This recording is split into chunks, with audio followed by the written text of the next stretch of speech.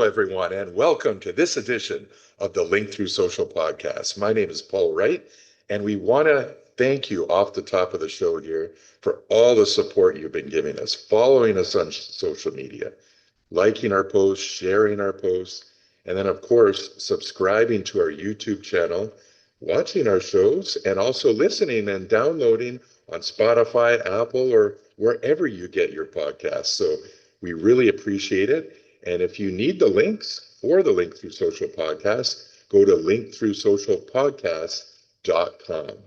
Now, for today's show, we have two amazing guests. First will be Mike Montague from Avenue 9 Marketing. His website is avenue9.com, and he's going to be talking about how AI is fast, trust is slow, human first AI marketing. And then our second guest will be Ralph Gehrig from the creative technology agency WongDoody. His website is wongdoody.com. That's WONGDOODY.com. And he'll be talking to us about the impact AI has had on business. We'll get to both those interviews on the Link Through Social podcast right after this brief message. Tired of stressing over what to post on social media? Meet Smart Post App, your all-in-one solution to create, schedule, and grow your content effortlessly. In just a few taps, you can generate engaging posts, stay consistent, and keep your audience coming back for more. No more guessing, no more burnout, just smarter content faster. Whether you're a business owner, creator, or entrepreneur, SmartPost offers both premium and pro plans. In addition, we have new features that have been recently added that include instantly viewing public links to your posts on any network, weekly view allowing you to plan hour by hour, account groups, group your accounts to save time and simplify your workflow, and a desktop version which offers a simpler way to stay consistent. Start posting smarter today at smartpostapp.com. Smart Post App, because your content should work for you.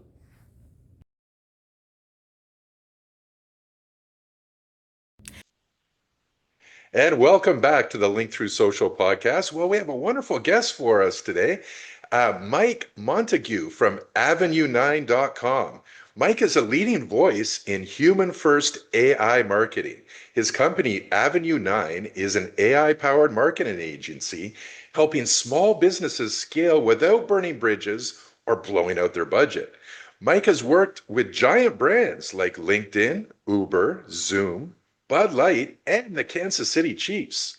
He's authored two books, LinkedIn, The Sandler Way, and Playful Humans, and his podcasts have over 1,000 episodes and over 4 million downloads. Very impressive.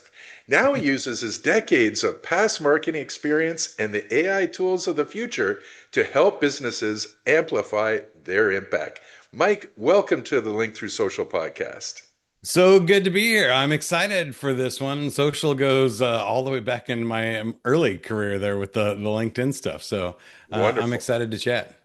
Okay, so before we get into the interview, maybe you can just give us a little bit about your background and how you arrived here today. Yeah, it is a winding tale, so I try not to make it long. But in my early career, I started designing websites before it was cool. You know, this is when you had to do it by hand and Nice. code and stuff. But I didn't want to be a nerd and stuck behind a computer all day. I wanted to be cool and be on the radio. So I was Romeo on the top 40 radio station in Kansas City. You have a And radio that's how voice, I that's for sure. got involved with the Chiefs and everything. And I actually designed the websites for the radio stations and helped the Chiefs broadcast online for the first time. And because I was on the air, I had a large social media following, mostly on my MySpace, unfortunately. So I had to transition in my career.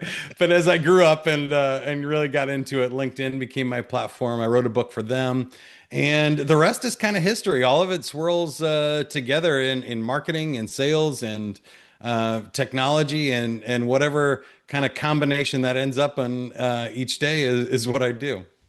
Now, you've trademarked the phrase human first AI marketing. What does human first AI mean to you?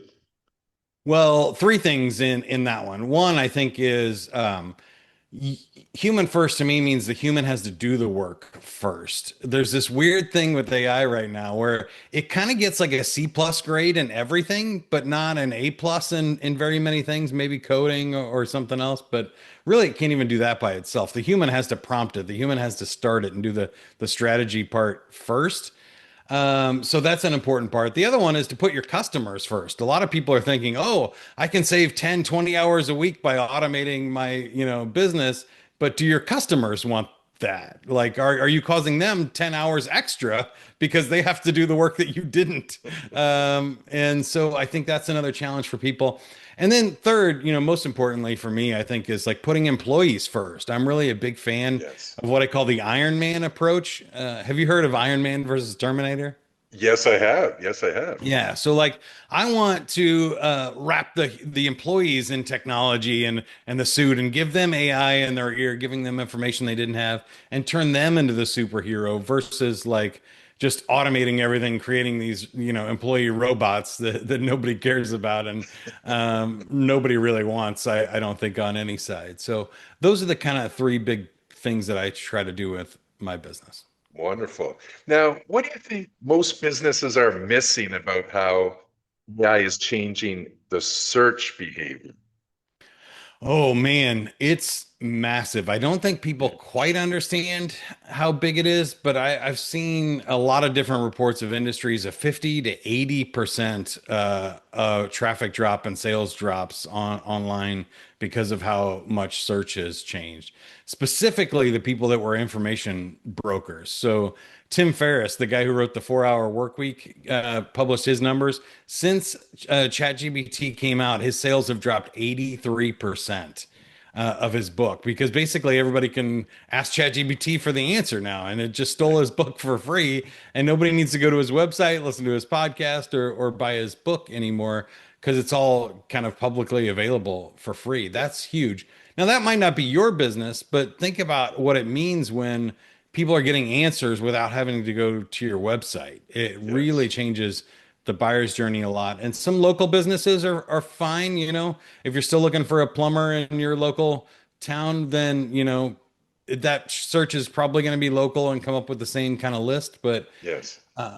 SEO had rankings, the 10 blue links and paid ads in there. ChatGPT has no rankings. It gives you one recommendation sometimes, unless you ask for more. And so it can be a very short list of the haves and have nots. Now, your company is Avenue 9, and it's an AI powered marketing agency. Um, my passion is social media management. What do you think? What advice are you giving to your clients and as you're working with them on marketing plans as far as social media is concerned about using AI tools? The biggest complaint I've heard lately is all the AI generated posters look the same. And like Yeah. how can you have your clients set themselves apart, still using the AI tools, but not having that same AI poster look, if you know what I'm saying? Oh man, I got a lot of thoughts here. Number one is a lot of people are posting on media. Not a lot of people are reading or listening on social media. So probably the number one tip I could give you is use AI to go listen and look for clues and like search, whatever platform your clients are on and look for things of like, I think we used, plumber in Mississauga, like somebody that posted about their flooded basement or their clogged toilet or something. Go find those people and then reach out to them. I think number two is there's a lot of contact mapping you can do. So I work mostly in B2B. In that space, we need to go find out who the decision makers are. We can find out who all around the company, their contact information. There's a lot of like AI intent data out there that's a big change from what other people have been doing up to this point. Right. Third thing I would say, about the posting is, and this is some of what I do with Avenue 9 is I call it degenerative engineering. So Yes. instead of like trying to take a weak idea and like have AI create that standard, social media post for you. What if you went the other way? What if you took your sales meeting or your call with your client and then you said, "Hey, AI, analyze this transcript of the hour meeting I had with my best client and come up with a cool social media post for me." Now it's working from real data, real Right. conversations, and it knows what your voice sounds like and how you pitch stuff. So that's what I do with this podcast that we're on right now. I'm going to take this transcript and say, "Hey, what did I say was good? How could I take this conversation with Link Through Social and create something interesting out of it?" I think real human conversations and real experiences. Maybe it's your ticket board or your customer service desk or anything. There's really great questions and content in there now that was previously very hard to mine and use on social media. It took a lot of manpower, but now it's Right. easy. Go comb through all those thousand tickets and find the one that's, most common. Now, no, great points. Now, you've written a book about LinkedIn. Is LinkedIn still relevant in 2026? Man, it's a great question. I wrote that book 15 years ago, so I was careful to make sure the strategies are evergreen. So it's still a lot of what we're talking about here of like how do you reach out to individual people and start conversations about that. I have recently this year become more and more disillusioned with LinkedIn. It seems to be turning into like a TikTok platform with like a lot of video first content and not a video first from my connections and stuff. So I still think it is. I think for me, the two platforms are YouTube and LinkedIn. YouTube does really well with targeting, and I seem to get views, and it helps with AEO and SEO and other Right. platforms. Same thing with LinkedIn. I publish articles there because that is publicly available information that AI can scrape and get into their knowledge bases. And then I don't know what your thoughts are. I'd love to hear your answer too here because I think the feed for me is mostly irrelevant. I Yeah. post weekly and have my podcast, but I'm more working the connections and back channels and events and like trying to really network and not worry about kind of broadcasting my posts. You hit it on the nail. The feed is, to me, is dead. Yeah. It's just, you can post things on there, but they're not being seen. You're exactly right. It's about making the connections, and then you make the connection, and then you transfer it over to possibly other social media platforms to connect and to post things. But as far as the feed on LinkedIn, yeah, I don't think it's I very want to add one relevant other thing. anymore. Sure, of Yeah, I course. agree with you. And I want to add one other thing, which is I think the paid ads, it is an advertising platform, which can Yeah, still be viable. LinkedIn is the most expensive of all the platforms. But I do think if organic traffic is gone and your website's gone and nobody's filling out your forms anymore or setting appointments and the phone's not ringing, you got to do something of to reach course. out to strangers. And so I do boost posts, I do place ads and promote events or webinars that I'm doing there, and it does still seem to get responses. And so I think a lot of people, when they think social, think, oh, there's this free, massive, like, broadcast platform somewhere. And I don't think those exist on any of the channels anymore. They definitely do not. But no, amazing point. You and your clients have had many viral moments with millions of views. What's the one thing most people get wrong about going viral?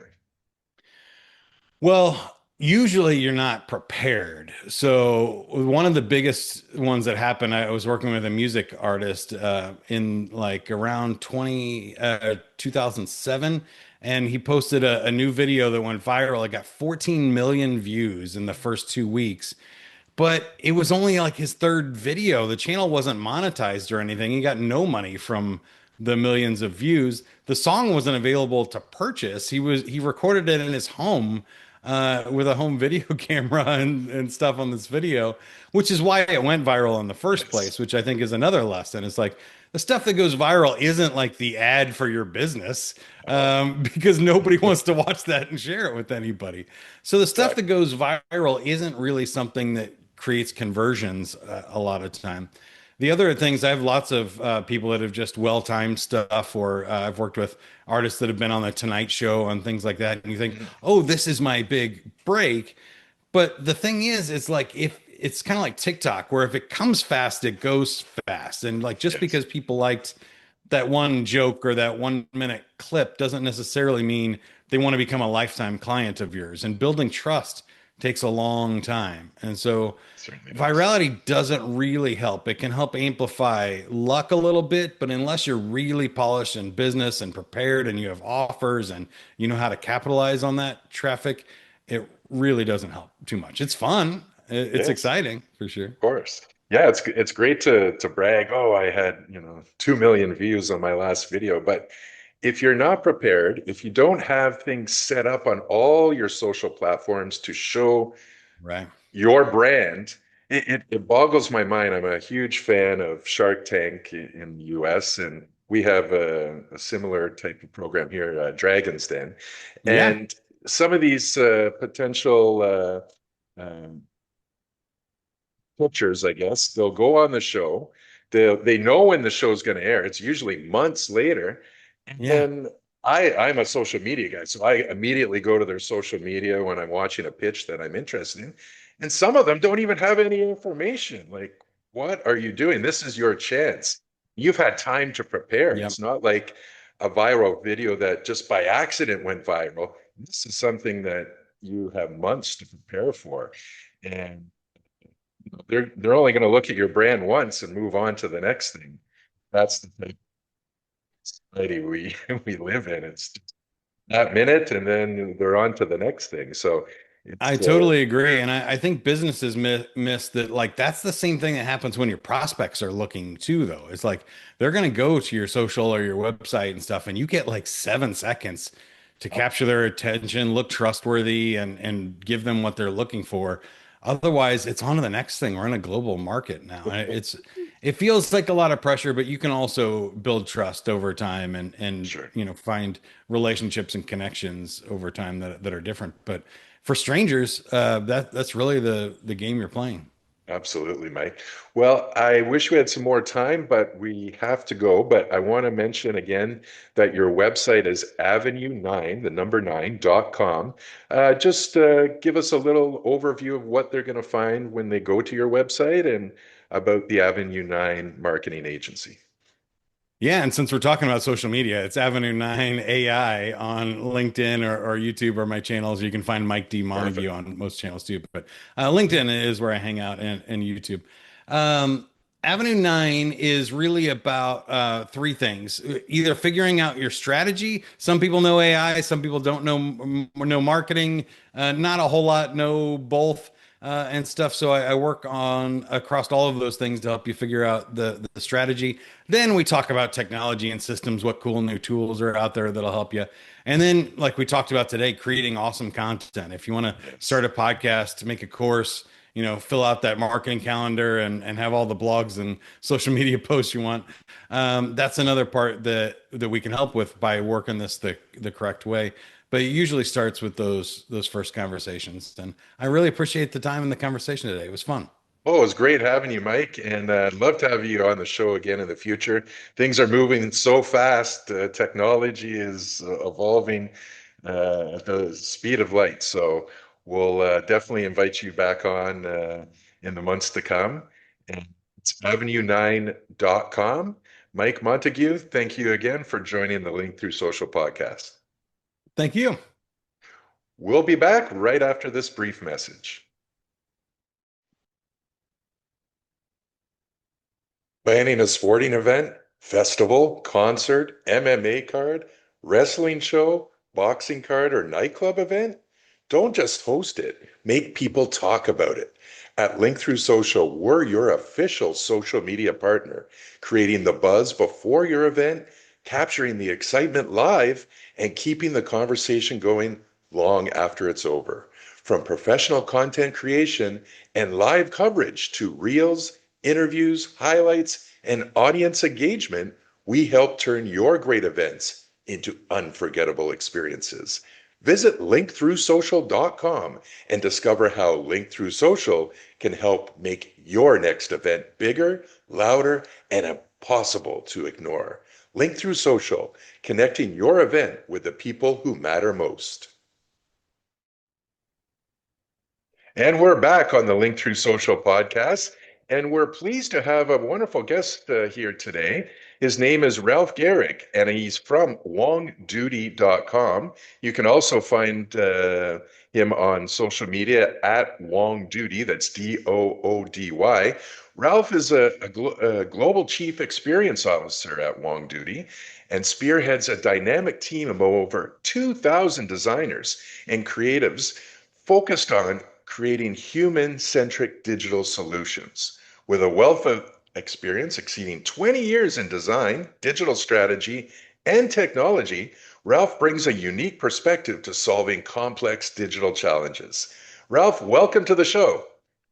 Thank you. Wonderful to be here. Yes, so before we get started, Ralph, why don't you just give us a little bit more information about your background and how you came here today? Sure, absolutely. So yeah, you can hear I'm German, but actually spent all of my professional career in London here, where I'm right now, Mhm. and work for loads of kind of big design agencies over the years, and always enjoyed kind of the kind of scaled impact that work can have when you work for big brands on big hairy challenges.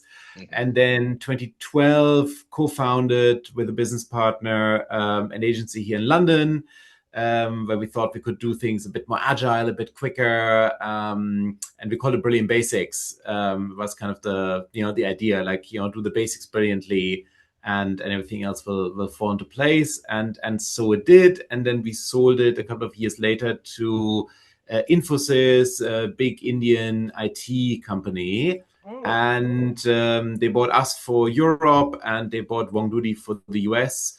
And then from 2020 onwards, we brought all of the digital design teams across WongDuty together. And as part of that, I took a global role to lead that as chief experience officer. So we got a big team in India because Infosys, so 450 designers there, nice. and then big teams in Europe and North America and Australia.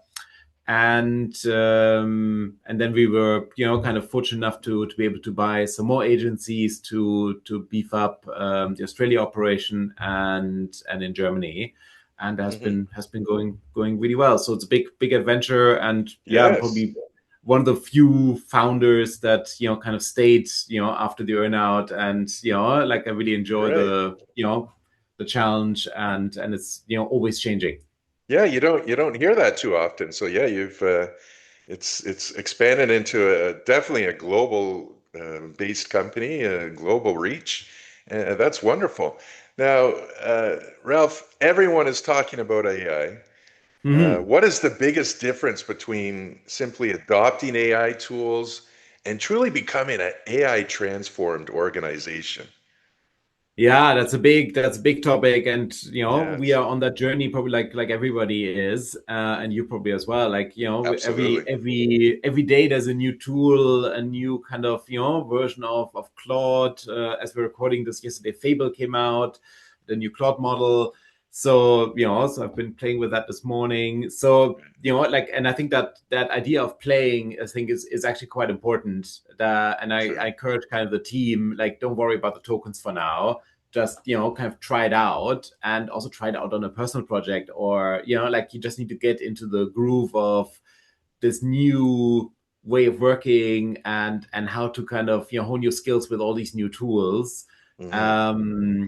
so that so that you actually can change how you do things, and really encouraging not just the designers but everybody in the company to really think about, okay, what do you do every day, and do you really need to do it this way anymore? Like, whether it's our finance team or the recruitment team, anyone, and kind of say, like, look, I want you to embrace this. Like, that's it. And also, it doesn't. I think some people felt it a bit like cheating. Like, Yes. they send me a Yeah, document and then sheepishly say, well, actually, I wrote this with Claude.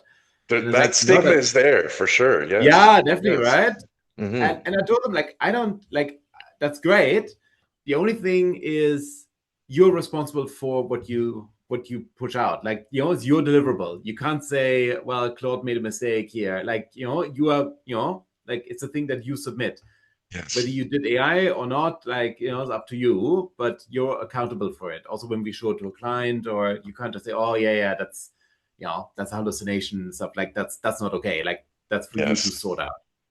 Absolutely, absolutely.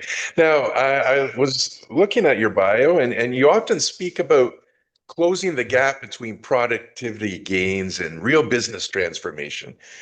Mhm. Why do so many companies struggle to make that leap, Ralph? I think it's in kind of the large organizations that we work for, like large, big corporates, in all sectors. Change is always really, really hard, because quite naturally, and I can feel it from, coming from startup, that we founded to now being part of a big global company. Everything slows down, and everything gets a bit more cemented in their ways, and it's a natural thing that in a way is just baked into the fact that it's a large amount of people that you have to bring along on a journey, and that slows things down and makes things a bit more stale. So it's a constant fight against that, and it's a constant, anti-movement, like, like I just said, like encouraging people to change and adopt. And I think a big part of that is to kind of lead from the front, and like showing the change. Like I vibe coded stuff on the weekend with Cloud Code, and showing that to the team and say kind of, like that's the kind of things that I want you to do. Mhm. But in our client organizations, I think there's also right now, there's a lot of conversations where people are obviously fearful. They're fearful of Yes. their jobs, right? When we talk AI, two Yes. years ago when it started, people were excited. We Mhm. actually did some studies also with consumers, not with kind of big companies, but with consumers, Okay. and Yes. and the energy definitely shifts. So just as of like to quote from that study, because it's quite interesting, is we did a study on AI humans in marketing. Okay. So with consumers, like so we're in focus groups in the UK and Germany Right. with a university partner. So they ran that, and we asked, we showed them different, AI humans in ads, in digital experiences, etc. And they kind of said like, how do you feel about that, etc. And we did it twice. We did it in end of 2014, 2024, and then 2025. And in the first study, people were very positive about it. And in the second one, the first thing everybody said was, ooh, that means all the models that are normally used for this, all the people that do the video recording, the production team, they're all out of a job now, aren't they? Yes. So the like that fear is definitely there. And when you talk to organizations about, okay, like like we do, like let's say AI in marketing, or AI in design, or AI in product development, like Cloud Code and things like that, web coding, Mhm. their mind quickly jumps to, ooh, what does that mean for me and my job? And that Yes. wasn't quite the case 18 months ago. No. And but that kind of creates also the friction that prevents change. So it's then a tricky thing to kind of speak to them and kind of bring them on board with the change, and kind of say like like this is actually in your benefit as well, like like Yes. just because AI gets introduced doesn't mean there's immediately a job cutting. Right, right. It's at this point in time on this fast train that's moving, the Mm, AI, it really has to. It's all about education, like yeah, teaching people to embrace it. That it isn't a bad thing. It can be very good for you, and if you pivot around the types of jobs that you currently have, there you can use AI to your advantage. yeah. Now, the human element. This is something that I come across a lot as well. How do you balance human creativity with AI automation without losing that human Mm. element? Exactly, yeah, and that's also a real threat to us, right? As designers, Yes. as everybody can pick up Claude Design or Lovable and mock something up, right? So then, and it looks really polished, And I think that's kind of the thing people fall into, is that it looks finished. Yes. And I just did that in a few minutes. So why do I need this big team and all this time? And I've got a couple of good stories on that. Like, I mean, one thing is, this is kind of what probably brand designers, that do logos and things, have always struggled with, because you see the Nike swoosh logo and you think, well, I could have drawn that on a napkin in 2 minutes. Yes. And why did like our brand launches a new brand logo and stuff, and they're kind of saying like, wow, there's been millions on this. I mean, it's just a little, and it's a bit, so there's a bit of like that, like not really understanding the value in the process that goes into actually coming up with something amazing.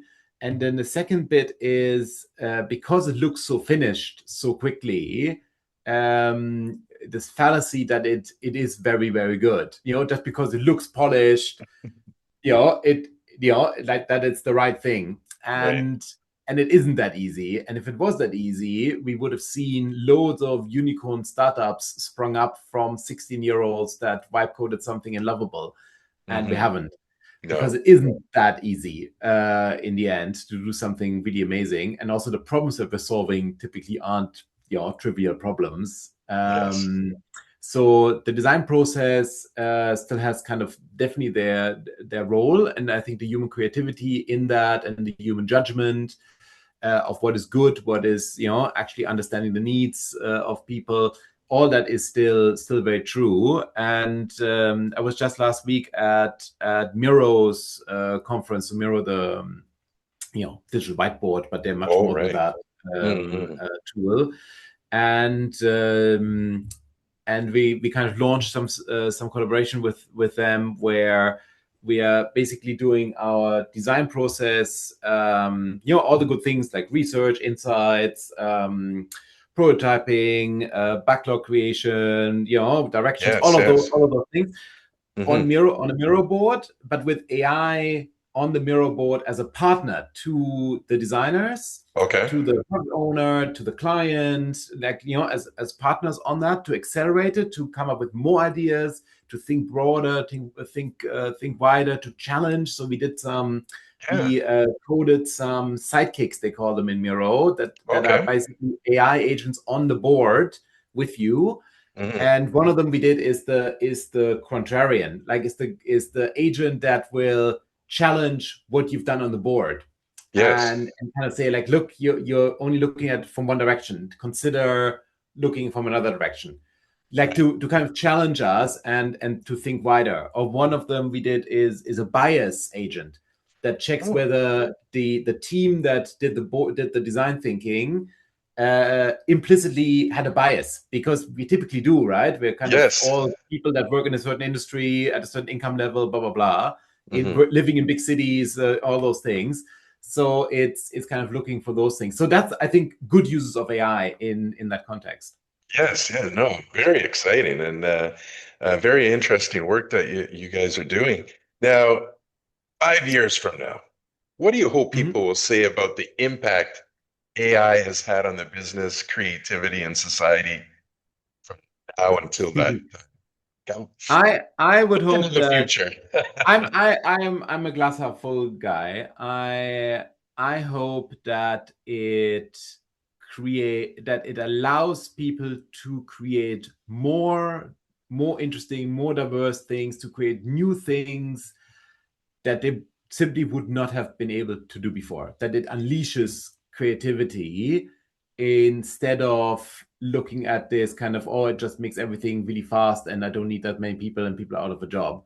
And that was kind of a belief I had for quite a while, like and this is kind of also what I talk to our team about and to clients about. And then I just on the weekend, when I was reading a book, a fiction book called The Ministry of the Future from a couple of years ago. And in there, they introduce a real life phenomenon called Jevons paradox.